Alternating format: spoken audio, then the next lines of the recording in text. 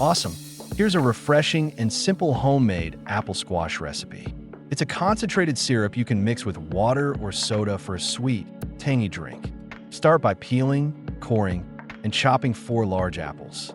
Boil them with water until soft, then mash into a pulp. Strain the juice, add sugar and lemon juice, and simmer until syrupy. Cool it down, store in a jar, and keep in the fridge. To serve, mix 1 part syrup with 3 parts water or soda.